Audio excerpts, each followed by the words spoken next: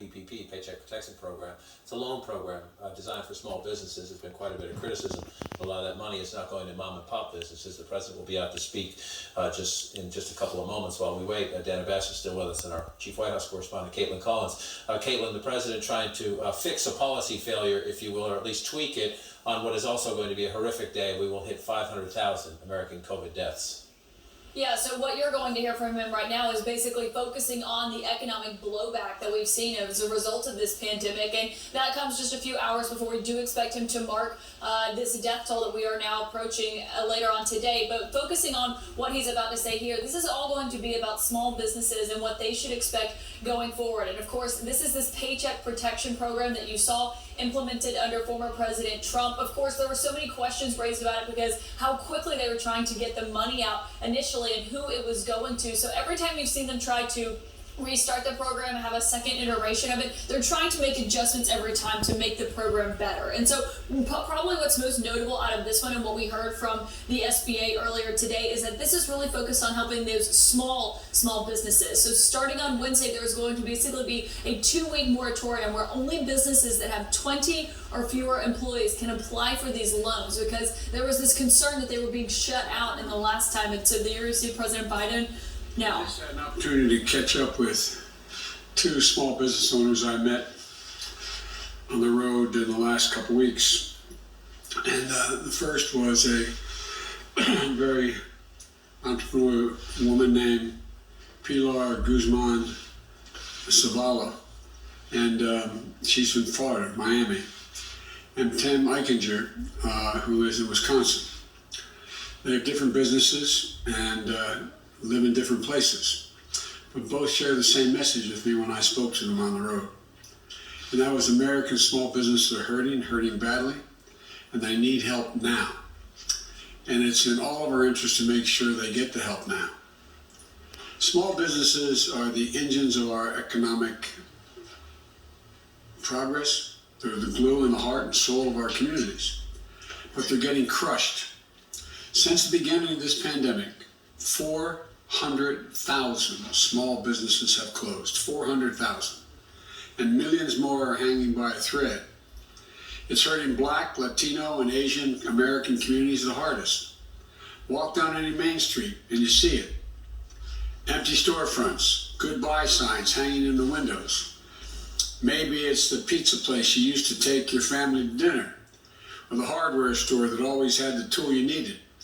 It's the mom and pop shop that's sponsored by, that is supported by the community, and then in turn they support the community. They sponsor Little League teams, the barber shop with the first dollar bill that he or she earned still take to the wall, along with a picture of their kids who are now in college. These small businesses, not the ones with 500 employees, but these small businesses that with a handful of folks, they are 90% of the businesses in America. But when the Paycheck Protection Program was passed, a lot of these mom and pop businesses got muscled out of the way by bigger companies who jumped in front of the line. And I want to be clear, the Paycheck Protection Program is a bipartisan effort.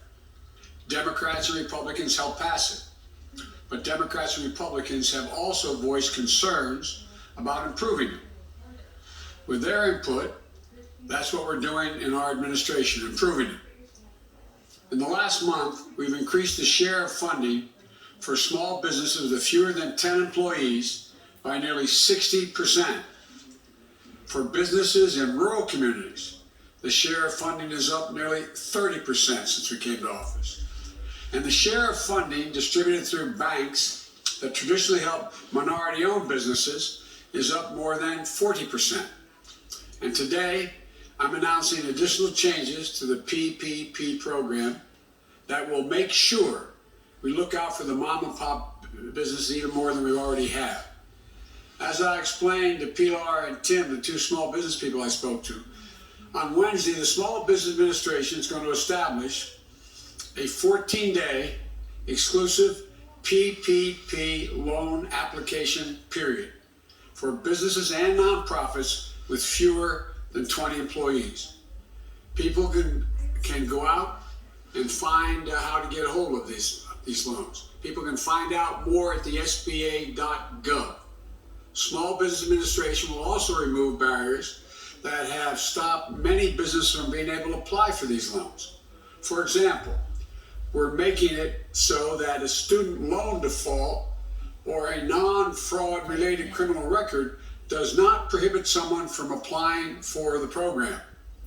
We're also making it easy for those one-person businesses like the home repair contractors, beauticians, small independent retailers to secure forgivable PPP loans. At the same time, we're increasing access by increasing oversight.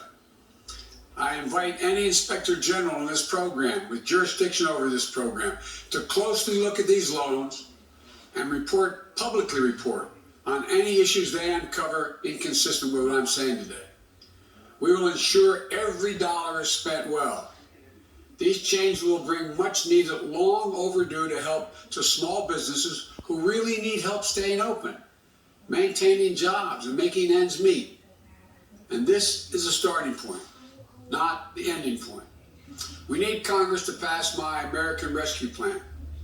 It deals with the immediate crisis facing our small businesses.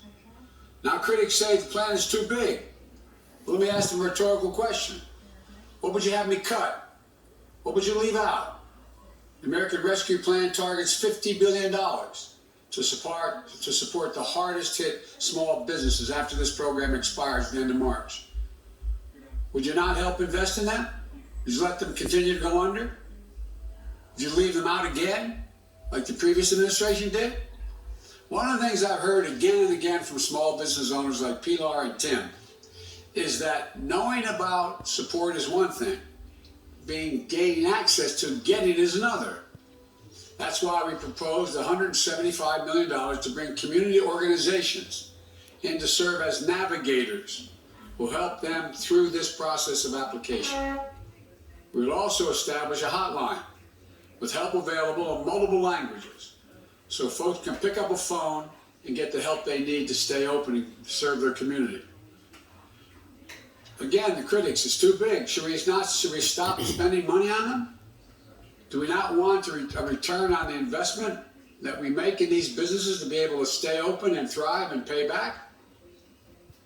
Why would we not want to make sure small businesses who lack teams of lawyers, bankers, and accountants have an advocate, someone they can rely on to direct them to help that's there for them now, will be there for them?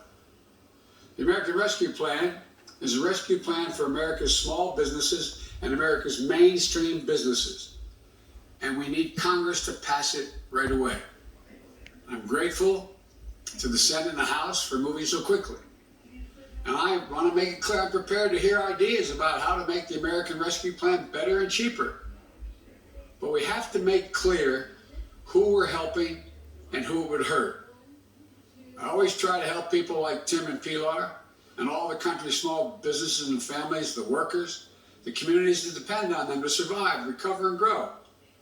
And it's my hope that as Democrats and Republicans who have backed the PPP program, that Democrats and Republicans will back the American Rescue Plan. The vast majority of the American people, more than 70% of the American people, including a majority of Republicans, want us to act based on all the polling data, act big and act quickly. Major economists, left, right, and center, here and abroad, say we should focus on smart investments that can make jobs available and focus on the jobs and in the people, prevent long-term economic damage to our nation and to strengthen the economic competitiveness going forward. In fact, an analysis by Wall Street's firm Moody's estimates that if we pass my American Rescue Plan, the economy will create 7 million jobs this year. This year. We've also been in constant contact with the mayors and governors, county officials, members of Congress of both parties in every state. That includes a letter, I might add, from more than 400 mayors from big and small cities, Democrat and Republican. They agree we have to act and act now. They understand we're not going to get our economy back in shape and the millions of people back to work until we beat this virus. Getting our economy back means bringing our small businesses back. And that's what we're going to do. That's what I'm doing today. We're going to focus. The program ends at the end of March, but for the next 2 weeks, the only folks who can apply for that PPP money are businesses with fewer than 20 employees. Thank you very much.